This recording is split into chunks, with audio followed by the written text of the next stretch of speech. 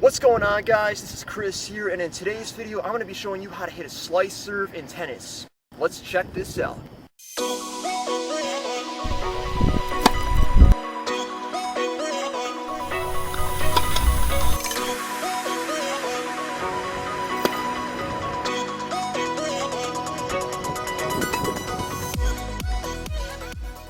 If you guys are new to tennis and you want to learn how to hit a slice serve, the first thing I like to get my students to practice doing is to hold their racket in what we call a strong continental grip. So you're going to take your hand and you're going to put it right on this top bevel right here.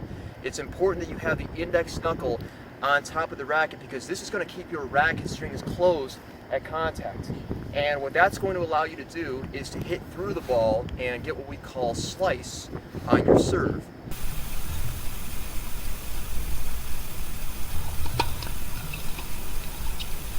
You want to make sure that you've got the majority of the weight in between your thumb and your middle finger because this is going to keep the ball very stable when you go to toss it. So it's ideal when you're doing your toss that you don't want to see the ball rotating around a lot.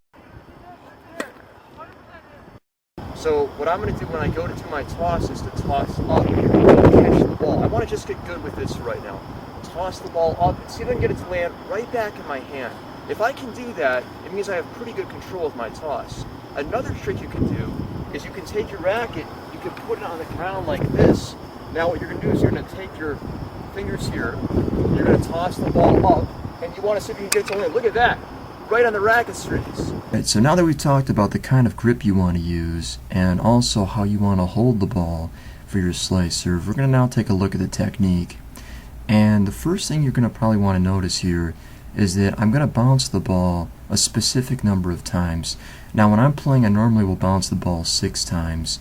That number works really well for me, but you might find that 3 or 4 would work better for you guys. It really just depends on the player. But I do recommend that you have that set number every time you go up to serve. The next thing I want to point out here is that my elbow is bent. And my elbow is actually bent for a very specific reason, which is that it's going to allow me to brush up the back of the ball.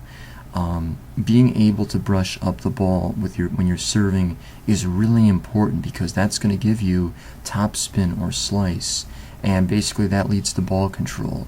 You have to have one or the other, and in this case, since we're hitting a slice serve, we want to be able to hit across the ball to generate that slice. So you want to make sure your elbow is bent. You also want it to have your shoulders back. If you take a look at this video, you're going to notice that my back shoulder is kind of facing back more towards the back fence.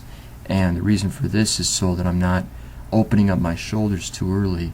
This is a little bit less of a problem on the slice serve than it would be on something like the kick serve, but we'll get into that in a different video. But the reason that this is important is because if your shoulders are open, it's actually going to lead to you turning in too early when you hit your serve, and that's going to force you to miss the ball either wide or deep. So you do want to keep those shoulders facing back a little bit more. The back foot should be back behind the front foot, and also again make sure your elbow is bent. Last thing I want to point out here is that my racket tip is going to finish up, and the reason for this is it's just going to help me get that extra little bit of slice on my serve. Now if you guys enjoyed this video, please consider subscribing to this channel. Also give us a thumbs up. Thumbs up goes a long way towards supporting us, and we really appreciate it. Thanks again for watching this video, and I will see you at the next one. Chris, signing out.